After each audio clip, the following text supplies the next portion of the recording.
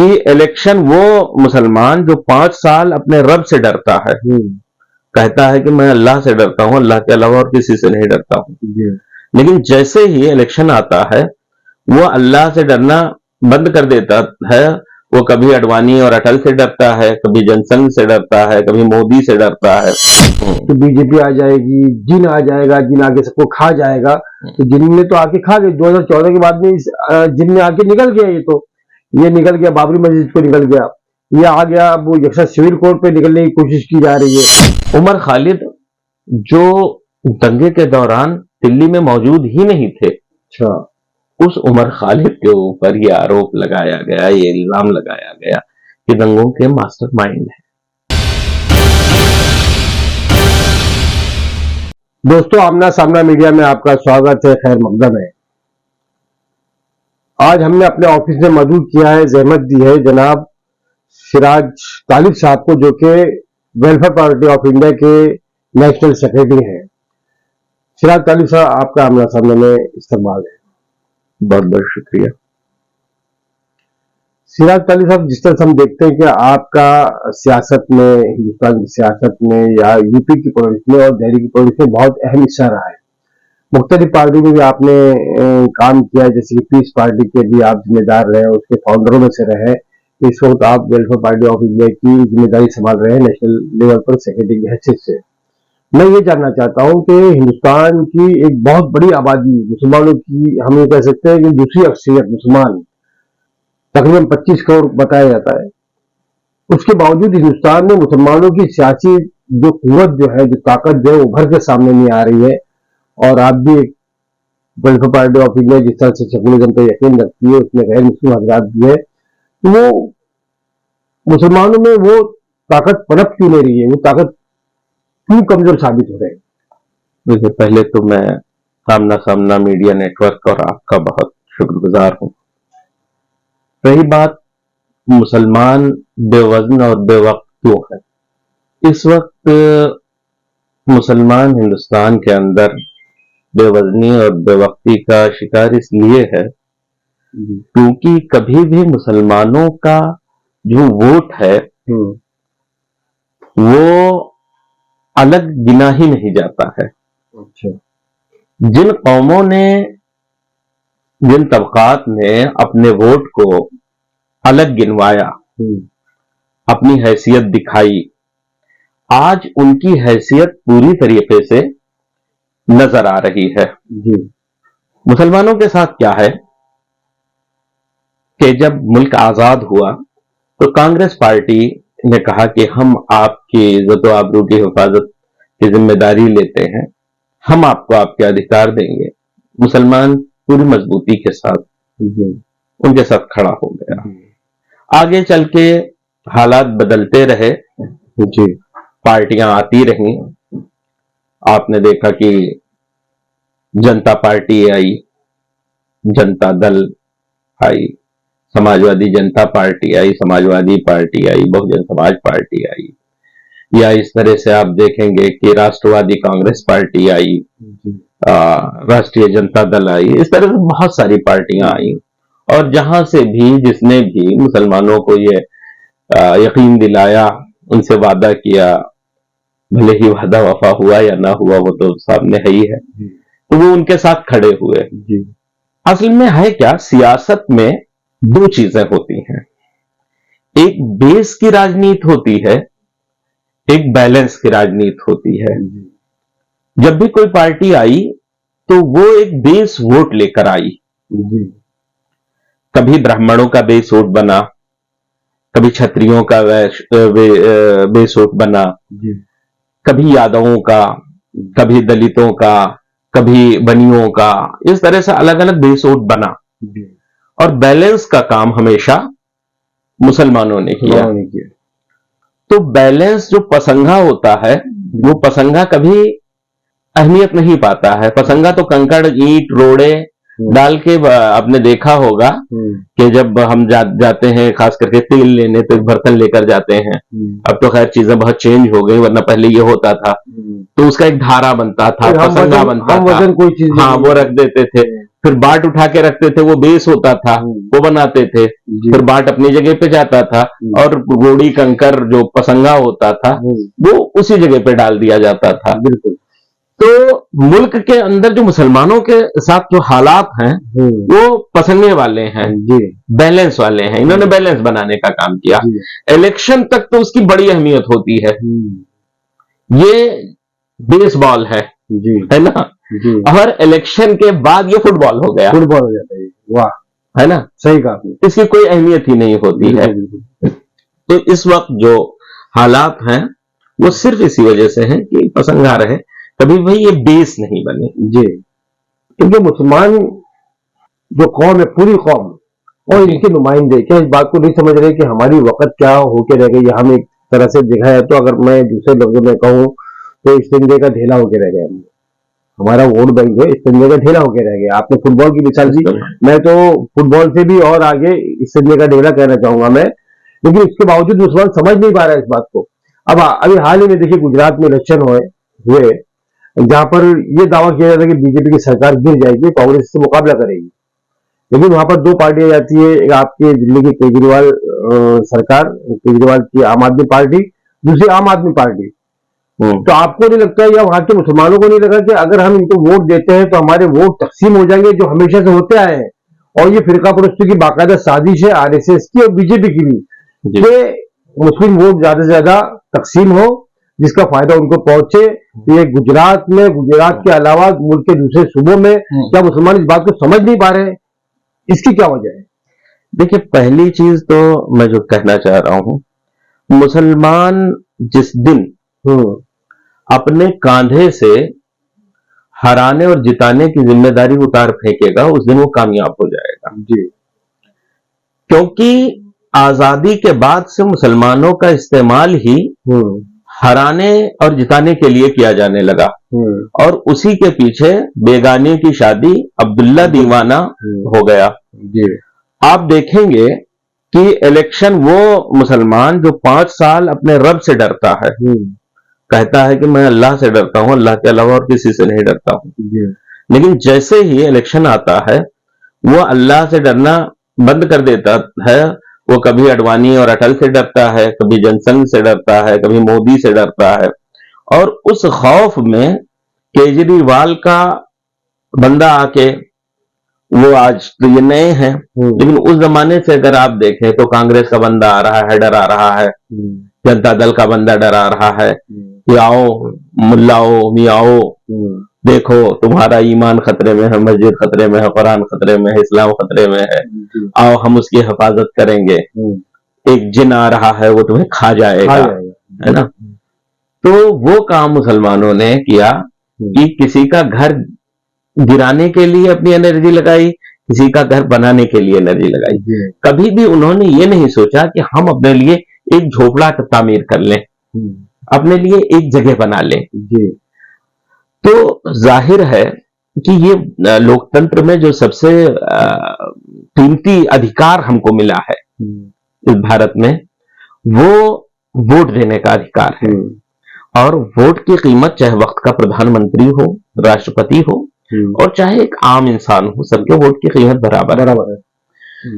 वही वोट दूसरी कम्युनिटी के लोग देते हैं, उनके जहन में यह होता है कि हमें अपना लीडर मजबूत करना है, हमें अपनी पार्टी मजबूत करनी है, हमें अपना घर बनाना है, हमें अपना मुस्तकबिल सेट करना है। और मुसलमानों के जहन में ये बात होती ही नहीं है। उन्हें तो बीजेपी को हराना होता है, जनसंघ को हराना होता है। तो हराने वाले सारे एक हैं, वो सिर्फ हमारा इस्तेमाल करते हैं। आप देखेंगे कि जब भी इलेक्शन के बाद एक प्री इलेक्शन पॉलिटिक्स होती है, एक पोस्ट इलेक्शन होती है, तो जब भी इलेक्शन के बाद इसी बीजेपी की जरूरत पड़ती है तो कौन सी ऐसी पार्टी है जिसने बीजेपी को समर्थन नहीं दिया है? वो सारे लोग एक होते हैं। ये भी सोचने वाली बात है, गौर करने वाली बात है। तो यहां हमें ये सोचना चाहिए, और खास करके मैं मुसलमानों से, चूंकि ये सवाल उन्हीं के ताल्लुक से आया है, मैं ये कहना चाहूंगा कि मुसलमानों को चाहिए कि हिंदुस्तान के अंदर, मुल्क के अंदर या जहां भी है, इनको हराने और जिताने के लिए वोट नहीं करना चाहिए, बल्कि अपने आप को मजबूत करने के लिए वोट करना चाहिए, अपनी क़यादत को मजबूत करने के लिए वोट करना चाहिए, अपनी पार्टी को मजबूत करने के लिए वोट करना चाहिए। तो मजबूत तो चिराग ताली साहब तभी होंगे ना कि जब ये हराने की ताकत रखते होंगे, भाई वो अपने नुमाइंदों को जिता के लाएंगे, जीतने की ताकत रखते होंगे, तो ये सोच होनी चाहिए। लेकिन वो जिताएंगे कैसे, ये समझ में नहीं आ रहा है। ये चारों खानों में बैठकर जो है वो तो जिता नहीं सकते अपना नुमाइंदा। और एक चीज और, मुसलमान ये सोचता है कि हम अपना नुमाइंदा भेजेंगे पार्लियामेंट में, असेंबली में, या इलाकाई सतह के जो इलेक्शन होते हैं उसमें भेजेंगे और जाके हमारी नुमाइंदगी करेगा। लेकिन हम ये देखते हैं कि वो नुमाइंदे जो आज तक पार्लियामेंट में पहुंचे, असेंबली में पहुंचे, उन्होंने कभी मुसलमानों की ईमानदाराना नुमाइंदगी नहीं कही। इसको लेके आप क्या कहते हैं? देखिए, ये बहुत अच्छा सवाल आपने किया है।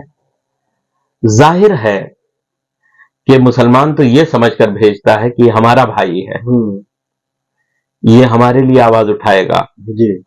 लेकिन जब वो विधानसभा के अंदर पहुंचता है, लोकसभा के अंदर पहुंचता है, तो वो नुमाइंदा होता है सोनिया गांधी का, मुलायम सिंह यादव का, शरद पवार का, जी। वो नुमाइंदा होता है मायावती का, जी।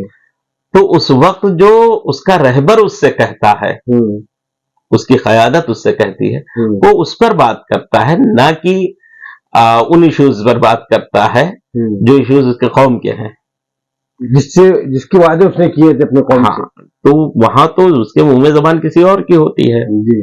तो मैं इससे अलग हटकर ये बात कहना चाहता हूं कि मुसलमानों को जिताना ये कोई मसले का हल नहीं है, और मैं तो ये कहता हूं कि मुसलमानों को इन सारी चीजों से ऊपर उठकर पॉलिटिक्स करनी चाहिए। जितनी भी मुस्लिम क़यादत वाली सियासी पार्टियां हैं, दरअसल हम यही गलती करते हैं कि हम अपने आप को महदूद कर लेते हैं। हम खुद को मुसलमान से अलग ही नहीं कर पाते हैं।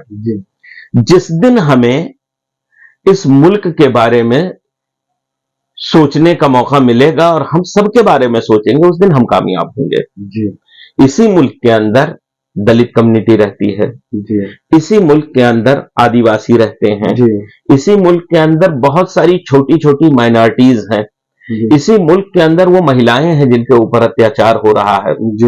हम कह रहे हैं कि आवाजें सिर्फ मदरसे के लिए ही क्यों उठाई जाएं, आवाजें सिर्फ उर्दू जबान के लिए क्यों उठाई जाए, आवाजें सिर्फ मस्जिदों के लिए, टोपियों के लिए, दाढ़ी के लिए, पर्सनल्ला के लिए क्यों उठाए जाए? क्यों नहीं हम सबकी बात करें और उस शख्स को आप अपना रहबर चुनिए जो सबको एक साथ लेकर चले।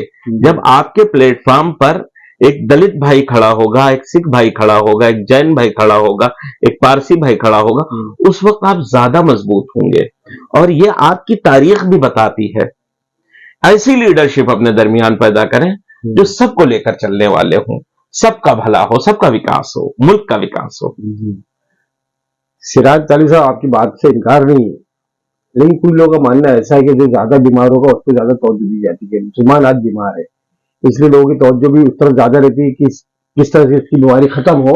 लेकिन बीमारी तो खत्म नहीं हो रही, बीमारी बढ़ती चली जा रही है। देखिए, मैं बहुत खुलकर ये बात कहना चाहूंगा कि जब ईमानदार आदमी होगा, जिसके घर में, जिसके हाथ में निजाम दिया जाएगा, तब वो मुनसिफाना तकसीम करेगा। जब लोग ईमानदार नहीं होंगे तो वो तो अपने भाइयों का हिस्सा भी खा जाएंगे। सही, बिल्कुल सही। तो सच्चाई ये है कि ये मुल्क जिन हाथों में जा रहा है, आज हम ये देख सकते हैं कि मुल्क किस तरह से मुफलिस होता जा रहा है, कमजोर होता जा रहा है। आज जो हालात हैं आवाम के, रीढ़ की हड्डी टूट गई, लोग फाका कर रहे हैं। जो ग्लोबल हंगर इंडेक्स है उसमें आपने देखा कि मुल्क 107वें नंबर पर खड़ा हुआ है, किस पायदान पर खड़ा हुआ है। तो जाहिर है कि ये लोग जो चंद लोगों के लिए हुकूमत कर रहे हैं, सबसे बेहतर वही होगा कि एक ईमानदार आदमी आए। आप ईमानदार नेतृत्व पैदा कीजिए। और मैं ये कह रहा हूं कि हमारे यहां ऐसे लोग हैं, ऐसी शक्तियां हैं। जो ये जानते हैं कि पड़ोसी के घर का चूल्हा अगर ठंडा पड़ा है तो हमारे लिए हमारे मेहनत की कमाई हराम हो जाती है। ये तो इस्लाम कहता है, हमारा मदद कहता है। तो जब ऐसे लोग जिनको खौफे खुदा हो ऐसे लोग आएंगे तो वो दूसरों का हक देंगे। जी। किसी की दिल आजारी करना जिसके लिए गुनाह होगा, जी। वो लोग जिसको ये यकीन होगा कि हमें इस दुनिया के बाद एक और दुनिया में जाना है, वो इंसाफ करेगा। तो ऐसे लोगों को सामने आना चाहिए जी। और लोगों को लेकर चलना चाहिए। हालात चेंज होंगे और इस मुल्क के अंदर वो तमाम लोग टकटकी बांधकर आपकी तरफ देख रहे हैं जिनको आज तक उनका हक मिला ही नहीं है। सिर्फ हम अकेले मजलूम नहीं है, इस मुल्क के अंदर बहुत सारे मजलूम हैं जो हमारी तरफ देख रहे हैं। उसके लिए हमको खड़ा होना पड़ेगा।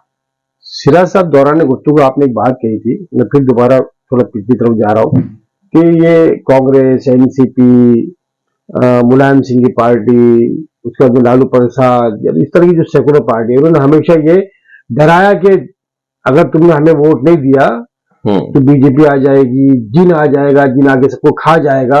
तो जिन ने तो आके खा गए 2014 के बाद में, जिन ने आके निकल गया, ये निकल गया, बाबरी मस्जिद को निकल गया, ये आ गया, अब यक्षा सिविल कोर्ट पे निकलने की कोशिश की जा रही है, ये आ गए, इंसाफ इनके यहाँ है नहीं, मुसलमानों के साथ जो हर सतह पर जो है जुल्म किया जा रहा है। इन्होंने माइनॉरिटी के जो फंड होते थे वो खत्म कर दिए। हर जगह जिनने अपने आप को इतना ज्यादा मुंह फाड़ दिया है कि अब जो बच्चा कुचा जो मुसलमान है या बच्चे कुचे मुसलमानों के जो हुकूक है वो भी निकल जाएगा। तो क्या आपको लगता नहीं कि सही कह रहे थे ये लोग? देखिए, सच्चाई ये है कि मुसलमानों ने पूरी ईमानदारी के साथ 2014 में भी वोट किया, 2017 में भी वोट किया, 2019 में भी वोट किया, 2022 में भी वोट किया। यहां मुसलमानों को ब्लेम नहीं किया जा सकता है। 95% 2022 में मुसलमान अखिलेश यादव के साथ खड़ा हो गया। मुसलमान सबसे बड़ा सेकुलर, सबसे बड़ा सच्चा हिंदुस्तानी आप कह सकते हैं। जी, हमेशा इनके साथ खड़ा हुआ। कमी तो उनमें खुद रही, उनका अपना कोई वोट बैंक जो था वो सारा का सारा खिसक गया। यादव वोट बैंक खिसक गया, जिसकी भी बात करें, दलित वोट बैंक खिसक गया, वो लोगों के पास नहीं रहा। तो जाहिर है कि मुसलमान चाह कर भी 100% वो तब्दीली नहीं ला पाया, क्योंकि अंदर से वही खोट थी। उसके बावजूद पिछले इलेक्शन में अखिलेश यादव ने बहुत सारे मुस्लिम इलाकों में मुसलमानों के साथ नाइंसाफी की। हमेशा तो हम नहीं जाते हैं। जी, हमेशा से नाइंसाफी। इसी इलेक्शन में मुस्लिम लोगों के टिकट काट कर गैर मुस्लिमों को दे दिए गए, लेकिन उसके बाद भी मुसलमानों ने वोट किया, क्योंकि उसके जहन में ये बात थी कि बीजेपी को हराना है। लेकिन नहीं हारी बीजेपी वापस आई। इसलिए मैं कह रहा हूं कि हराने और जिताने की पॉलिटिक्स बंद करके हम 10 सीट जीत कर आएंगे। हमारे झंडे से, हमारे बैनर से राम अवतार जी जीत कर आएंगे, करण सिंह जी जीत कर आएंगे, कोई जीत कर आएगा, लेकिन वहां जाकर वो हक की बात करेगा। ये तजर्बा तो आप जिस पार्टी में थे, पीस पार्टी में, डॉक्टर अयूब की, यही कॉन्सेप्ट लेके चले थे यूपी के अंदर। जी, जहां उनको देवता मान लिया गया, हिंदू ने भी उनको बहुत देवता माना, हम जाति जानते हैं, और उनको बहुत उनकी आवभगत भी हुई और बड़ी बड़ी रैली आप लोगों ने की, लेकिन हुआ क्या? देखिए, कहीं ना कहीं कुछ चीजें रह जाती हैं। हो सकता है, मुझे लगता है कि ना तजर्बेकारी रही हो, या बहुत जल्द हम रिजल्ट चाहते रहे हों, इस वजह से कुछ हुआ। पीस पार्टी से अखिलेश प्रताप सिंह जीत कर आए थे, और मुझे याद है जब 2009 का इलेक्शन हुआ, उस वक्त पीस पार्टी बहुत छोटी पार्टी थी, बिल्कुल नई पार्टी थी। 21 लोगों को टिकट दिया गया था, जिसमें सिर्फ 5 मुसलमानों को दिया गया था, 16 गैर मुस्लिमों को दिया गया था। लोगों ने भर भर के वोट दिया उनको, 1,30,000 वोट तक के मिले लोगों को। तो दरअसल है क्या कि कौम तो तैयार है, अगर क़यादत में जो हमारी आती हैं उभर कर, मैं ये समझता हूं कि किसी भी क़यादत को 3 चीजें दरकार होती हैं। पहली चीज तो है खुलूस जी, दूसरी चीज है सलाहियत जी, और तीसरी चीज है वसायल। अगर ये तीनों चीजें हैं हमारे पास तो फिर मामला चल निकलेगा। जी, अगर खुलूस नहीं है तो अल्लाह ताला कामयाब नहीं करेगा, जी, और अगर सलाहियत नहीं है, वसाइल भरा पड़ा हो, तब भी हम कहीं ना कहीं बच्चा खा जाएंगे, मार खा जाएंगे। जी, तो मुझे लगता है कि माजी में कुछ ऐसी गलतियां रही जिनकी वजह से कामयाबी नहीं मिली है। मैं अगर बात करूं वेलफेयर पार्टी ऑफ इंडिया की, वेलफेयर पार्टी ऑफ इंडिया ने जिस तरह से भी काम किया है, अभी एक तो जमीनी काम कर रहे हैं, पूरी तरीके से शोर शराबे वाला काम नहीं है, लेकिन उनके उनके कॉन्सेप्ट बिल्कुल क्लियर है। हमारे कॉन्सेप्ट यहां एकदम साफ है। हम चाहते हैं एक वेलफेयर स्टेट कायम हो, जो रिसोर्सेज हैं उनका मुनसिफाना तकसीम हो। हम चाहते हैं जो जिस आबादी जिस तादाद की है उसको उसका हक बाकायदा मिले, जी, सभी तबकात को जी। और यहां हमारे यहाँ कोई मामला नहीं है। अब बाकायदा हमारे यहाँ आप देखेंगे कि ऊपर से नीचे तक उस चीज को, अच्छा होता क्या है, जब हम बहुत जल्दबाजी में कोई फैसला ले लेते हैं या रिजल्ट चाहते हैं तो वही गलती होती है। वेलफेयर पार्टी बड़ी इत्मीनान के साथ अपने मूल्यों पर सूझबूझ के साथ अकदार पर मुबनी सियासत कर रही है। सिराज अली साहब, एक सवाल की तरफ जो मेरे जहन में आ रहा है वो ये कि आपने वेलफेयर पार्टी ऑफ इंडिया की बात की, और वेलफेयर पार्टी ऑफ इंडिया के जो आपके राष्ट्रीय सदर है जनाब कासिम रसूल इलियास साहब, उनके साहबजादे उमर खालिद जो है कई सालों से जेल में बंद है, जबकि इसी तरह के मामले में बहुत सारे लोगों गिरफ्तार किया गया, बहुत सारे लोगों को मुजरिम करार दिया गया, उनकी जमानतें हो गई। ये उमर खालिद को की जमानत नहीं हो रही, अब जाकर उसकी शायद 1 हफ्ते की बहन की शादी के लिए बेल मिली है। तो इस पर क्या कहना चाहिए? ये नाइंसाफी की या तल्फी की, जबकि उसकी वालदा लगातार ये गुहार लगा रही है, लोगों से मदद भी मांग रही है कि इस तरह से जुल्म हो रहा है, नाइंसाफी हो रही है, माँ की आवाज भी नहीं पहुंच पा रही है। दूसरा इसी तरह का मामला संजू भट्ट का भी है। जी, संजू भट्ट की जो बीवी है श्वेता भट्ट जी, वो भी लगातार लोगों से मदद मांग रही है, लेकिन आज लोग खामोश है, आवाज नहीं उठा रहे हैं। जबकि यही लोग जो है दूसरे इस तरह के मामलों में, जो कि गुजरात का एक मामला हमारे सामने है जहां पर बलात्कारी को छोड़ दिया जाता है, उनकी आवभगत होती है, उनको हार फूल पहनाया जाता है, ये वही जो है बेगुनाह जेलों में कैद है, संजू भट्ट हो या उमर खालिद हो। देखिए, जब हुकूमत अदालत का काम करने लगती है जी, तो वहां ऐसी ही चीजें सामने आती हैं।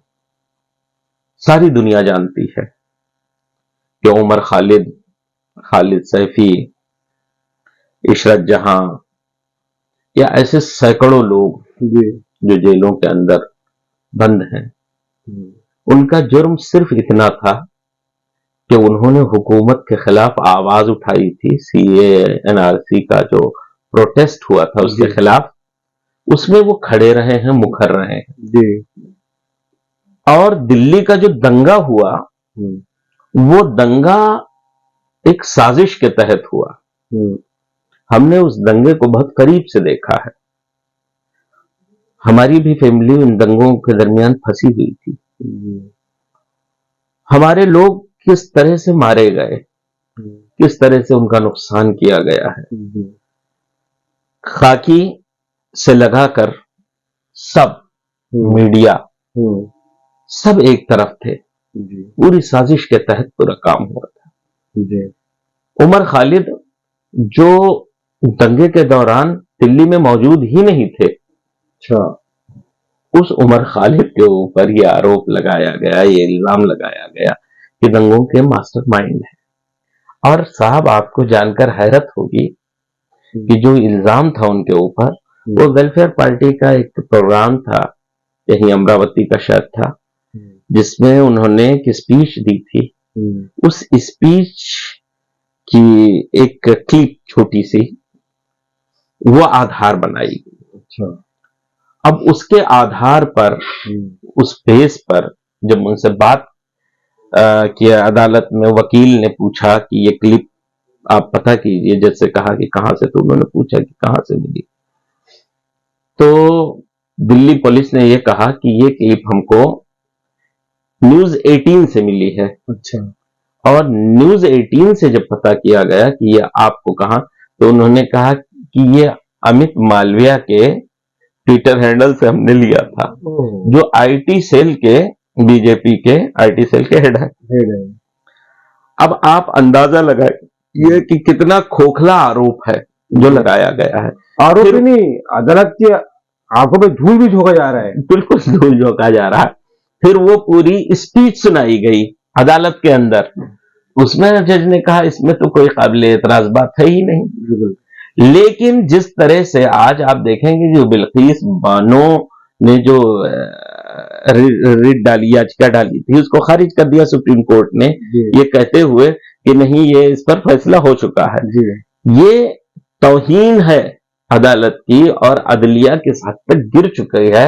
आपके सामने ये उसकी मिसाल है। चलो सही है। हिंदुस्तान के अंदर ये जानते हुए कि बेकसूर है उमर खालिद, और उनके साथ जितने लोगों को भी बंद किया गया है उस दंगे के इल्जाम में, सारे के सारे बेकसूर हैं, क्योंकि ये तो पूरा स्पॉन्सर्ड था, ये संयोजित था, पूरी साजिश के तहत दंगा कराया गया। फिर भी रिहाई में देरी क्यों हो रही थी? क्योंकि जानते हैं कि जिस दिन इनको आजाद कर दिया गया उस दिन लोगों के मनोबल बढ़ेंगे, अदालत पर यकीन होगा। ये चाहते हैं कि खौफ बरकरार रहे, ये खौफ की पॉलिटिक्स चल रही है, और ये नहीं चाहते हैं इनके खिलाफ मसनद से भी जो है लोगों का भरोसा उठ जाए।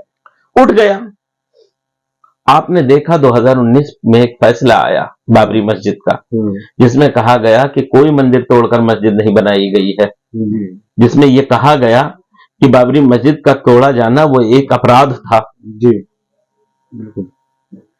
इस तमाम चीजों के बावजूद भी वो जगह, मस्जिद ही थी, लेकिन उसके बावजूद उसको नहीं दी जाएगी क्योंकि आस्था का सवाल है। तो इंसाफ पर कहां भरोसा रहा है। जी, आज आजम खान का मामला लीजिए। जी बिल्कुल बिल्कुल, बहुत सही मामला उठाया आपने। जी, किस तरह से एक शख्स को जो 9 बार एमएलए रहा है, 10 बार हो गया इस बार, 10 बार एमएलए रहा है, राज्यसभा में रहा है, लोकसभा में रहा है, उसके साथ क्या किया गया। और इल्जाम कैसे, मुर्गी चोरी के और इस तरह के क्या इल्जाम, छोटे इल्जाम, हद हो गई, शर्म की बात है। तो अगर आप देखेंगे कि आजम खान के बारे में अचानक उनकी जो सदस्यता है उसको रद्द करके फौरन इलेक्शन करवाया गया, किस तरह से इलेक्शन हुआ। जी, मतलब कोई भी आवाज अगर हक के लिए उठ रही है, हुकूमत के खिलाफ जा रही है। हमारे यहाँ जावेद मोहम्मद साहब वेलफेयर पार्टी ऑफ इंडिया के जिम्मेदार थे। जी जी जी, आपने देखा कि आनन फानन में उस वक्त वहां मौजूद था इलाहाबाद में, उनके घर पर बुलडोजर चला दिया गया। तो ये सिर्फ मुसलमानों के साथ नहीं है। अब संजीव भट्ट की बात आपने की। संजीव भट्ट कौन था? मोदी को आईना दिखाने वाला था, सच्चाई पेश करने वाला था, कानून की बालादस्ती के लिए आवाज उठाने वाला था। वो चाहता था कि भरोसा कायम रहे लोगों का कानून पर, इंसाफ पर। सिर्फ इसलिए उसने आवाज उठाई थी। आज जेल के अंदर पड़ा हुआ है। आज जो है कोई एक अमन पसंद तबका जो खामोश है, संजीव भट्ट के लिए आवाज क्यों नहीं उठा रहा है? क्या वजह, क्या उनको लगता है कि मुसलमानों का हमदर्दी है? देखिए, एक बात और मैं कहूंगा कि वो मुसलमान के लिए नहीं, बल्कि वो भारत के लिए एक आवाज थी, वो इंसानियत के लिए एक आवाज थी। और कहीं ना कहीं मैं ये समझता हूं, ये आपके चैनल के जरिए से मैं आवाम तक ये बात कहना चाह रहा हूं कि ये खामोशी जो है, कुछ न कहने से भी छिन जाता है एजाज़े सुखन, और चुप रहने से जालिम की मदद होती है। जब तक ये माहौल रहेगा, जब तक हम और आप खामोश रहेंगे, हक पसंद लोगों के लिए आवाज नहीं उठाएंगे, ये इंसाफ पसंद लोग हैं जो मुल्क के अंदर भले ही चंद हैं लेकिन मुखर हैं, बोल रहे हैं। अगर ये आवाजें भी दब गई जिस तरह से हुकूमत दबाना चाह रही है, तो यकीन मानिए कि वो अपनी जो उनकी मंशा है उसमें वो कामयाब हो जाएंगे। तो इसलिए जरूरत है इस वक्त कि उनके लिए खुलकर आवाजें उठाई जाएं। मुल्क के दस्तूर और संविधान को बचाया जाए। जाहिर है आज तो लोकतंत्र बिल्कुल खत्म के दहाने पर है और दस्तूर को बदलने की पूरी तैयारी कर ली गई है। अगर हम और आप इस वक्त खामोश रहे, हमने इस पर आवाज नहीं उठाया, तो वो कामयाब हो जाएंगे। बिल्कुल सही कहा आपने। सिराज ताली साहब, बातें तो बहुत सारी है और अगर और हम, क्योंकि काफी तवील गुफ्तगू तो हो चुकी है, बहुत सारे सवाल जहन में अगर बात करते चलेंगे तो घंटों निकल जाएंगे एक तरह से। आज देश के वो हालात है। मैं आमना सामना मीडिया की टीम की जानिब से, अपनी जानिब से आप सबका, आपका बहुत बहुत शुक्रिया अदा करता हूँ कि आप हमारे ऑफिस पे आए, हमें अपना कीमती वक्त दिया। बहुत बहुत शुक्रिया। अल्लाह हाफिज। धन्यवाद। मैं तहे दिल से आपका ममनून हूँ, बहुत शुक्रगुजार हूँ और आमना सामना मीडिया नेटवर्क का भी कि आपने हमें ये मौका दिया। शुक्रिया। दोस्तों, आप सबसे भी हम इजाजत चाहते हैं। कैमरा पर्सन शाहिन पटेल के साथ मैं आपका दोस्त आशिजुद्दीन। बहुत बहुत शुक्रिया। जय हिंद, जय महाराष्ट्र। धन्यवाद। अल्लाह हाफिज।